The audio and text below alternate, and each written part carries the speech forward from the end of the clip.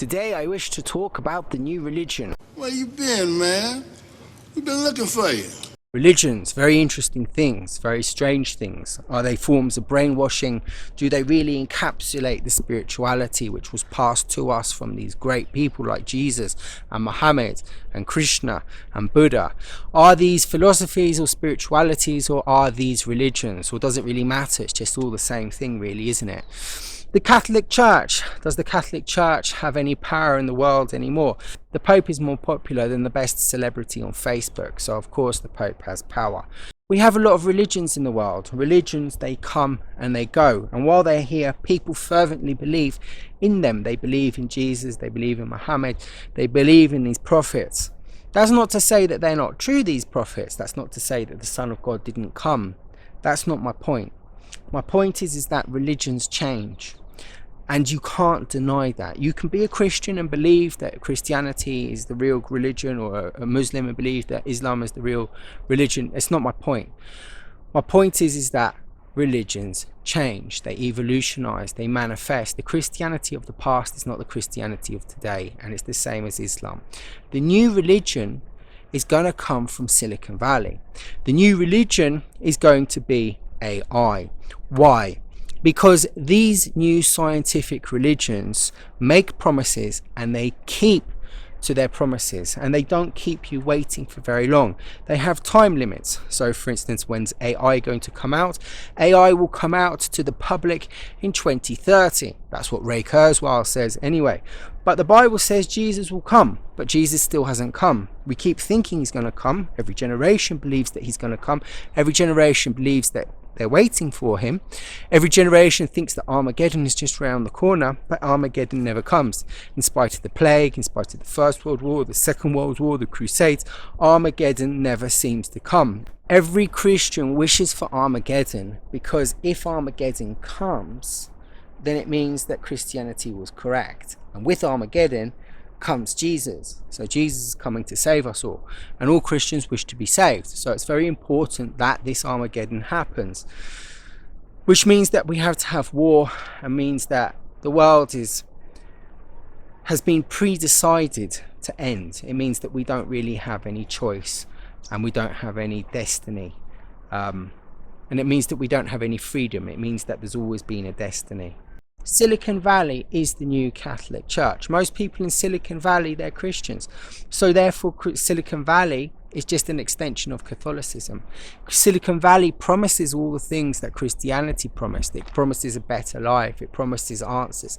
It promises the way to God. Because technology doesn't really believe in God, because technology is transhumanist, and transhumanists don't believe in God. What they believe is that humans are God, and that by replicating humans, you can upload them to a machine and they can live forever. Right, yes.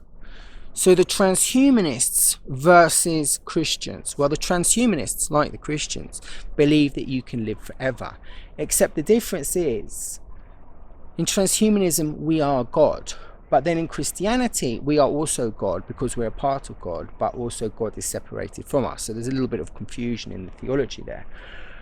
God made us in his image and likeness, right? So therefore, everything that God created, he is, and therefore we are part of that creation, so therefore we are part of God. So God is us, we are God, right? In the transhumanist agenda, we are gods. We can become gods. We can live forever on a computer, because the soul doesn't exist. What exists is memory and algorithms. So therefore, if we can get a copy of those algorithms, we can then upload them to a computer, and therefore we can have a cyberspace life. However, if someone put you in hell, then you're going to have an eternity of hell. I don't quite trust somebody deciding on the outside what my future is on a cybernetic network. I sort of feel disempowered, which is quite strange, because if that is a matrix, then we living in a matrix, who is in control of us Is it angels? If we create another world, do therefore we become the angels of the other world? Very interesting questions, are they not? Very interesting questions. In the past, there's been some quite unpleasant things, especially that religions have done, like Christianity and the Catholics. People say that Christians and Catholics aren't the same thing, but a Christian is someone that believes in Jesus as the Saviour and Son of God, and Catholics do believe that. So I'm calling them the same. I apologise to any guys out there that aren't Catholic and believe that they're Christians and different from Catholics. I'm sort of putting you in the same bowl at the moment. The Christians, they went and hurt, the Catholics, they went and hurt a lot of people. They destroyed a lot of lives in order to convert people. And unfortunately, what's happening at the moment is a lot of Christian people are converting Indigenous people and destroying their lives, because the Indigenous people rely on the cosmology of the jungle, and when that cosmology gets taken away, so does their culture and their lifestyle. And a lot of them end up alcoholics and having very difficult lives because Christianity doesn't replace it.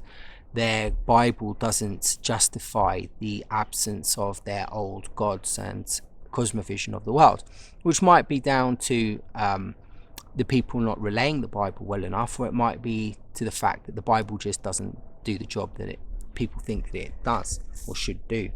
This time, who's going to suffer if you don't turn towards technology? Because what they want is they want everyone to become technology. They're already bringing out Bill Gates is already bringing out ID 2020, which means that everyone has to have a microchip in their hand. You have to have a piece of technology in your hand to prove who you are. If you do not have that piece of technology, ID 2020 digital certificates or quantum tattoos, then what's going to happen to you? You won't be able to get a job. You won't be able to buy. You won't be able to sell, which is what the Christians have been saying all along. They're going to be saying, you see, I was correct. You should have listened to us. Follow Jesus. Maybe they are correct, but doesn't mean you got to follow Christianity. You can still just follow the Bible, I think. The technologies want us to believe in them, because if we do not believe in them, we will not be allowed to have a lifestyle, which is exactly what happened in Latin America. When the Catholic Church came in, they said, if you do not speak our language, if you do not believe in our gods, you cannot buy and sell. Therefore, the people started to starve. So they turned the people by forcing them to speak the language and give up their language, which contains all of their culture. Once you give up the language, you lose your culture. So it's very, very important to kill a culture through the dissemination or the loss of language. The Catholic Church destroyed those people. AI is going to do exactly the same. Technology is going to do exactly the same. It's going to say, if you do not have a digital certificate, if you do not have a quantum tattoo, if you do not have a chip, if you do not start uploading yourself to the internet, if you do not start making a connection to the internet, then you will not be able to buy or sell. Which is what the Catholics were doing. If you do not make a connection to our God, therefore you cannot buy and sell. You cannot have a normal life. And you force people to change. They don't become Catholics. They don't become Silicon Valley Catholic new religion converts because they think it's correct. They do it because they're forced, because the ideology of said religion isn't strong enough to convince people. It has to be done through psychological methods and through violence. And that is the failure of religion. Any Christian that needs to prove to someone through psychology or through manipulation or through fear that they're going to go to heaven or hell, or through violence, the religion has failed. The religion in itself, just being read, should be enough to change someone. I do believe that truth is truth, and if a Catholic or a Christian believes that they really do have the truth, they shouldn't have to convince people to get followers. They should just merely have to present the truth for the truth to work, a bit like science, a bit like facts. So like the Catholic Church, science is going to force people to accept its new technology. The Catholic Church wanted people to accept the technology in the form of thought and mind patterns. It wanted you to accept that Christianity and the Bible and Jesus were real, and that in order to get to heaven you had to believe in them, and if you didn't, you got punished and you couldn't buy and sell which is what happened in Latin America. And the technology is going to do exactly the same through Bill Gates. If you do not have ID 2020, therefore you don't have a personality, you're not a person, therefore you can't have a bank account, because they want to put the bank account in the chips. If you don't have a quantum tattoo, which puts vaccine into your body and changes you from within, then you cannot travel. So your limitations as a person, as a free person, are going to go. So technology is starting to take away freedom. Everyone keeps on saying, yeah, but technology is giving you freedom, giving you freedom, giving you freedom. Technology gave people enough freedom to create a prison, to build the prison how you wanted. It doesn't matter if the prison's got silk inside it with beautiful sculptures, it's still a prison. If you get imprisoned in a museum, it's not a museum, it's a prison, isn't it? It just depends what you call it. It's just a fancy prison. Silicon Valley is the new church. It is the new religion. It's going to have prophets in it. It's going to have a God. It's going to have a Messiah. That's what we're told. We were told this through other religions as well. And what happens when you tell people that these prophets are correct and they're going to come and Jesus is going to come and Messiahs are going to come, you create faith. You get people to believe in something through faith. And faith isn't good. It's very good. Faith is good, you know. Faith gives you power. But faith without intelligence, faith without discernment is extremely dangerous. You don't have to have blind faith. Faith can exist with intelligence. Anyone that says that you shouldn't use your intelligent faculties and give that up and only have faith is a liar. You need to have a balance of the two. Otherwise, why do we have intelligence? What did God give us intelligence for? Well, he gave us intelligence to use with faith, because both get used together. You can use them together. In the same way you can use technology and nature together. They don't have to be at war, because the technology that we're being given is not a good technology. The technology is based, or it comes from war, and it has an energetical lineage or a link to its source, which is a negative energy, and that negative energy influences the technology that we have, and it influences us.